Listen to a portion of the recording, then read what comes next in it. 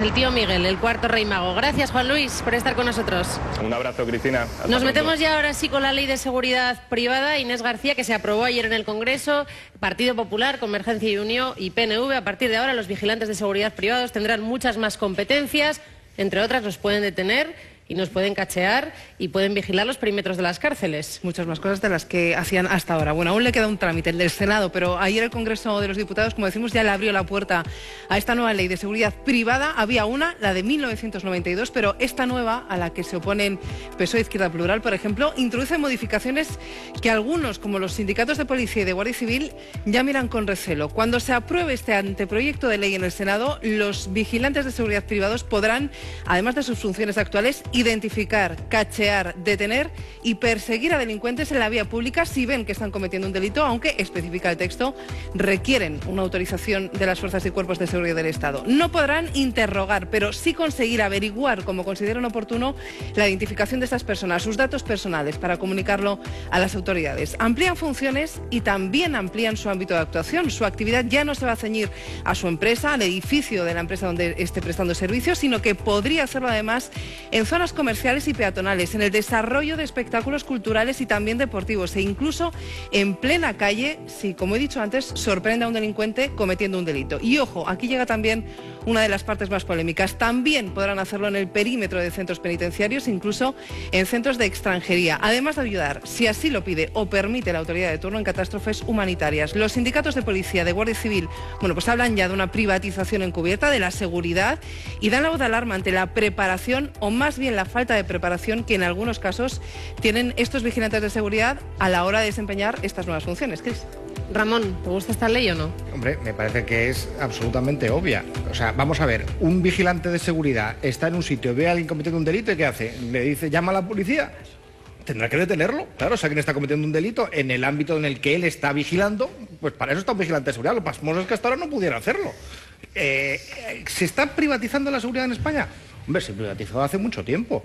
A mí, ver en el Palacio Real de Madrid, símbolo de la soberanía nacional, vigilantes privados, que hace mucho tiempo que están ahí y ya no está la Guardia Civil como estaba antes, pues me parece una cosa bastante triste, pero eso ya ocurrió desde hace décadas. No estoy de acuerdo. La ampliación de las atribuciones es lo que es enormemente grave. Es fundamental. Pero no lo digo, ¿tú qué sugieres? no lo digo yo. Que si ven a alguien cometer un delito, no lo hagan. Lo decía un le jurista detengan, alemán de principios de siglo, que tú del siglo XX, que lo conocerás bien, Max Weber, que decía que el monopolio de la violencia es lo que define y lo que caracteriza al Estado. Sin el monopolio de la violencia, el Estado no existe. Cuando tú delegas, un delito, entre otras cosas, por una razón, cuando tú pierdes ese monopolio de la fuerza, pierdes la rigurosidad de los controles. A partir de ese momento, primero, no puedes controlar los grados de formación, tampoco puedes controlar después el recorrido jurídico de sus actuaciones y, por tanto, pierdes el monopolio de la fuerza. Por supuesto que lo puedes controlar. Esto entre otras cosas, estas personas absolutamente admitido en todas las democracias, absolutamente admitido en todas las democracias occidentales. Ese problema no existe. Y, de hecho, no, sí existe, porque se está hablando de ampliar algunas cosas que eran antes impensables. Cuando alguien comete un delito lo pueden detener. Pero te voy a poner un ejemplo. Eso. Esto es un problema. Sí, es muy fácil de comprender. Lo que se está tratando es de privatizar y de precarizar el acceso a la seguridad. Y te digo, lo grave de esto es que imagínate lo que hubiera sido el Madrid Arena en estas circunstancias. Porque el Madrid Arena, precisamente gestionado por guardias de seguridad privados que no tenían cualificación adecuada para ejercer ese trabajo, es lo que provoca, o por lo menos el epicentro del terremoto de lo que se provocó, en buena medida es causado por eso. El epicentro del Madrid Arena hemos tenido ejemplos, y una muy mala gestión de seguridad, y una muy mala gestión de seguridad. Y una muy mala gestión de seguridad, porque no hay más que ver cómo se resolvió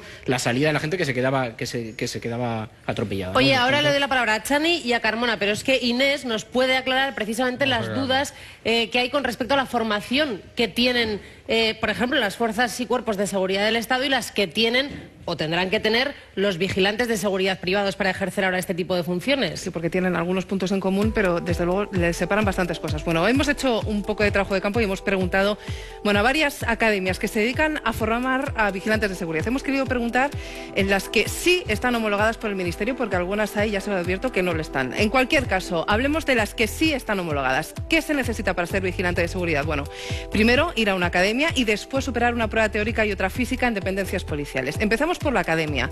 Hay cursos de 180 horas y hasta de menos de unas 140 horas, con la posibilidad en muchos casos de hacerlo semipresencialmente, es decir, la mitad desde casa por internet. Hablamos de unas 6 semanas, por ejemplo. Los precios, bueno, pues han bajado considerablemente en esta época de crisis, incluso algunos dan facilidades para desempleados, pero hay cursos, por ejemplo, de unos 475 euros a los que luego habría que sumar pues unos 20, 30 euros, 50 euros para las tasas de presentación al examen. Una vez pasada esta parte de la academia, esas 6 semanas toca examen, el teórico, de 80 preguntas, de las que se tienen que acertar 35 y fallar como máximo 10. Se puede dejar sin contestar. Ojo, hablamos de preguntas que van desde qué es un extintor hasta quién aprueba los decretos ley o cuáles son los derechos de un detenido. Por ejemplo, el sumario, como digo, toca temas de Código Penal, Derecho Constitucional o primeros auxilios. Luego toca la prueba física, flexiones, carrera de 400 metros, salto, balón medicinal. Superado todo esto, ya se es vigilante de seguridad.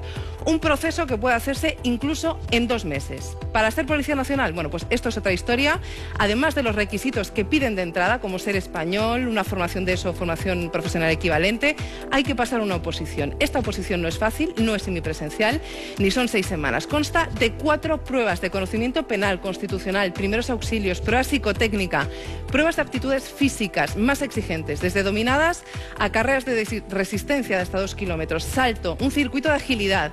Luego tienen que pasar una entrevista personal, un reconocimiento médico y a veces prueba de idioma. Superado esto, todavía les queda 1 año y medio por delante, les queda un curso de formación en una academia de policía durante 9 meses para terminar con las prácticas que tienen que hacer durante otros 8 meses. Con todo, el Policía Nacional, con los requisitos físicos, médicos y excluyentes, requeriría unos 2 años de preparación. Cristina. Chani. Vamos a ver, yo tengo muchísimas dudas, porque señalaba una cosa importantísima a mi juicio Fernando. O sea, el principio de la democracia y de la ley, ese contrato social, esto es, cada uno de nosotros cedemos el derecho al uso de la fuerza, de la violencia, y se lo entregamos a un Estado, con unas leyes, entregamos las dos cosas. Renunciamos a ejercer la fuerza por nuestro lado, se lo damos y se lo damos a un Estado que está sometido a unas leyes. Y para aplicar eso están las fuerzas y cuerpos de seguridad del Estado, que son una autoridad, que es, como tú decías, el Estado tiene el monopolio de la violencia porque se lo hemos entregado todos. Ahora bien, si eso lo rompemos y alguien que no es de fuerzas y cuerpos de seguridad del Estado, pero ¿hasta qué punto? Yo me he estado leyendo la letra pequeña. Ya te digo que me preocupa seriamente la ruptura de este principio absolutamente esencial, porque las fuerzas y cuerpos de seguridad del Estado tienen que ser eso, del Estado. ¿Qué pasa? En los matices está la cuestión. A mí me pueden identificar si voy a entrar a un sitio privado, a mí me pueden detener dentro de un sitio, retener. Para detenerme tiene que venir ahí el policía o el guardia civil. Ahora bien, si el delito lo he cometido fuera, dentro y salgo corriendo, creo que en los matices es donde está. Y a mí me gustaría ajustar eso de manera absolutamente precisa, porque si rompemos ese monopolio, estamos rompiendo algo muy grave. A ver, yo conozco el proyecto que está en el Senado y la motivación no es de seguridad. Podemos discutirlo si queréis, es mi opinión. La motivación es económica y la presión de un lobby, que es el lobby de las empresas de seguridad, que representan el 0,3%, creo que son 3.000 millones, 3.000 millones de euros de facturación en España, y que han puesto encima de la mesa que en otros países representan más por número de guardias de seguridad privados por cada 1.000 habitantes. Por cierto, que lo cuenta el propio Ministerio. Es más, el propio Ministerio reconoce que fomentaría el empleo, es decir, el móvil es económico. Dicho esto, a mí ya me parecía sospechoso hace algunos meses y se me quedó grabado que el nuevo Código Procesal Penal, que sustituía a la ley de enjuiciamiento criminal, permitiera a un ciudadano poder detener a otro ciudadano, siempre y cuando le pillara en un delito flagrante. Es decir, que yo te puedo detener a ti, querido Fernando. Y luego llama a la policía, claro, no te voy a guardar en casa, porque ese sería el siguiente paso que daría el ministro. Es decir, pero eso se hace siempre, ¿no? Si va un tío por la calle, por ejemplo, te quiero decir, si tú de pronto ves a un señor que está agrediendo o intentando violar a una chica, perdona, no, te pongo en eso. No, estamos mezclando. Eso es auxiliar a alguien. Claro. Lo que no puedes hacer es, si alguien puedes, lo que ya puedes hacer, vamos a ver, se cambia el Código Procesal Penal y sustituye la ley de enjuiciamiento criminal por eso. Por lo que yo estoy contando, no porque tú puedas auxiliar a una chica que está siendo agredida, eso es otra cosa. Entonces, yo no puedo detener, yo no puedo detener a alguien y ponerla a disposición. Retener, sí. Es otra cosa. Claro, por eso te estoy diciendo que ese matiz por eso es clave. tu argumento, yo suscribo tus dudas e intento aclararlas para la oposición. Es decir, ¿qué ocurre? Que primero es un móvil económico y segundo, es que llegamos al extremo en el hecho en el que un guardia jurado de una empresa privada valora si estás cometiendo el delito. Te cachea, te detiene. Y menos mal y que en el entrega a la policía. Y menos mal, claro, para claro. mí, Bueno, un tío de la Coca-Cola es que es lo o de normal. Prosegur No, o de es que sí, un tío de una empresa privada, o sea, hay un mucho tío de una una cosa. empresa privada Termino ocupado de la que seguridad, hay una empresa entrega a la policía, un tío pero de es cosa más una normal. empresa No, es privada, verdad, no. un señor o una señora de una empresa privada a mí no me cachea. Es que parte Bueno, de un error, Ramón. si tú estás en un edificio donde esta persona tiene asignada la seguridad de ese No, edificio no, y te ve cometiendo un delito, No, te podrá efectivamente, cachar, claro que pero sí. no por mera sospecha, que es lo que cambia esta ley. Es que siempre, No claro, te equivoques. siempre tiene que haber No, una sospecha pero- de que hay un delito. No, si te Pero ven lo valora él. cometiendo un Ah, claro, delito, ¿quién lo va a hacer? si te ven cometiendo un policía. delito, entonces puede hacerlo, puede retenerte hasta la llegada de la policía. No, en Pero cualquier por la caso, mera él tiene sospecha que entregarte a no la puede policía. hacerlo. Y yo te pongo un Él ejemplo tiene además que entregarte a que la se va a policía. comprender perfectamente. Si un guardia jurado te pilla robando un calcetín en el Corte Inglés, te puede meter en una habitación. Pero la policía no va a poder poner cámaras para ver si abusan de ti, cosa que sí puede hacer en una comisaría. Por eso, las garantías jurídicas que hay en torno a las actuaciones de la policía nunca van a ser iguales que las garantías jurídicas que va a haber. No te puede interrogar, tampoco te puede agredir ni te puede nada. Simplemente, vas a salir de ahí con un ¿Sabes moratón. una cosa que no hay que hacer? que lo ¿Sabes decide. una cosa que salva el ministro? En el proyecto de ley se salva que el guardia jurado privado, sea de una compañía Prosegur o cualquiera, o de la Coca-Cola, no te puede interrogar. Hombre, gracias que el guardia privado no me interroga. Hombre. Es que lo que faltaba ya. Es decir, que el guardia privado te interroga. Me puede cachar. Estás montando un número por lo que no hace la ley. O sea, está muy bien que No, le pongas no, verdad a ya, la ley por lo que no hombre, hace. lo Claro, estoy está muy bien, aplaudiendo, mira, no es un estupendo, número, Antonio. es decir, pero si me enoja, pero hombre, Pues si me enoja que alguien de una empresa te enojas de algo que no dice la ley, o sea que está muy bien. ¿no? Oye, Pues pues- llevas razón, es decir, pero es que te quiero decir que el hecho de tener que valorar que no me pueden interrogar es ya como de coña, es lo que quiero decir. Venga, que nos empiezan a llegar noticias de estos últimos minutos. Nuevas declaraciones del ministro de Hacienda, Cristóbal Montoro, que no es un vigilante de seguridad, pero casi. podrá estar callado 5 minutos? Casi. No te detiene, no te cachea, pero amenaza. Esta mañana les ha tocado el turno a los medios de comunicación que en los últimos días pues habían reflejado declaraciones entrecomilladas textuales de Montoro, como eso de que Hacienda está llena de socialistas o que hemos pasado 2 años duros de cojones, que los mercados no son gilipollas. Bueno, pues Montoro se ha enfadado con los medios de comunicación. Entonces dice que es que hay alguno que no paga el fisco. Montoro, ministro, dale. Ministro, por favor. Digo, no te refieres a individuos, te refieres a colectivos. Colectivos, siempre a colectivos. No, que yo ahora ¿Cuántos estoy- grupos claro, mediáticos, colectivos, hombre, por cuántos favor. grupos de medios han ido a verte? Todos prácticamente, ¿no? En el sentido, es lógico. Todos, todo el arco ideológico. Todos Todo han el ido a arco verte. ideológico. Todos prácticamente, como es lógico. ¿Y qué te piden, Árnica? No, me ¿O piden... pensamiento qué? No, me piden que realmente la situación es muy delicada por parte de todos y yo lo que pido a todos es esa responsabilidad, pero no me piden nada de particular en el sentido de aplazamientos o de tal, pero todos están mal, que es lo que está pasando en este país y por lo tanto que la respuesta no debe ser realmente agredir a las instituciones. He dicho, no he hablado de críticas, que son lo más sano de la democracia. Me he referido, eso sí, quiero insistirlo, a que se den informaciones falsas a los ciudadanos, y lo digo con toda naturalidad, porque son falsas respecto de procedimientos de la agencia tributaria. Y cuando son falsas, lo diga el medio que lo diga, es falso y hace daño. Usted también nos desconcierta, usted y sus dirigentes. Usted dijo ¿Por qué? hace unos días que los relevos en la agencia eran porque la mayoría... Que yo no he eran dicho socialistas. eso, que yo no he dicho eso, o sea, quiero decir... Santiago Méndez le ha rectificado. Pero si es que si yo estoy encantado en aclararles, pero vamos a ver, ahora estamos en un grupo de periodistas, ¿verdad? Rodeados con las cámaras.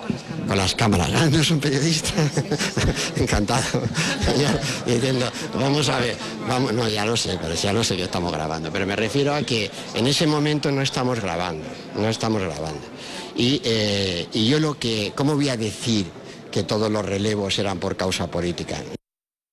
la identificación de estas personas, sus datos personales, para comunicarlo a las autoridades. Amplían funciones y también amplían su ámbito de actuación. Su actividad ya no se va a ceñir a su empresa, al edificio de la empresa donde esté prestando servicios, sino que podría hacerlo además en zonas comerciales y peatonales, en el desarrollo de espectáculos culturales y también deportivos, e incluso en plena calle, si, como he dicho antes, sorprende a un delincuente cometiendo un delito. Y ojo, aquí llega también una de las partes más polémicas. También podrán hacerlo en el perímetro de centros penitenciarios, incluso en centros de extranjería, además de ayudar, si así lo pide o permite la autoridad de turno, en catástrofes humanitarias. Los sindicatos de policía, de Guardia Civil, pues hablan ya de una privatización encubierta de la seguridad. Es muchas más cosas de las que hacían hasta ahora. Bueno, aún le queda un trámite, el del Senado, pero ayer el Congreso de los Diputados, como decimos, ya le abrió la puerta a esta nueva ley de seguridad privada. Había una, la de 1992, pero esta nueva, a la que se oponen PSOE, Izquierda Plural, por ejemplo, introduce modificaciones que algunos, como los sindicatos de policía y de Guardia Civil, ya miran con recelo. Cuando se apruebe El tío Miguel, el cuarto rey mago. Gracias, Juan Luis, por estar con nosotros. Un abrazo, Cristina. Nos metemos ya ahora sí con la ley de seguridad privada, Inés García, que se aprobó ayer en el Congreso. Partido Popular, Convergencia y Unió y PNV. A partir de ahora, los vigilantes de seguridad privados tendrán muchas más competencias. Entre otras, los pueden detener y nos pueden cachear y pueden vigilar los perímetros de las cárceles. Anteproyecto de ley en el Senado, los vigilantes de seguridad privados podrán, además de sus funciones actuales, identificar, cachear, detener y perseguir a delincuentes en la vía pública si ven que están cometiendo un delito, aunque, especifica el texto, requieren una autorización de las fuerzas y cuerpos de seguridad del Estado. No podrán interrogar, pero sí conseguir averiguar, como consideren oportuno,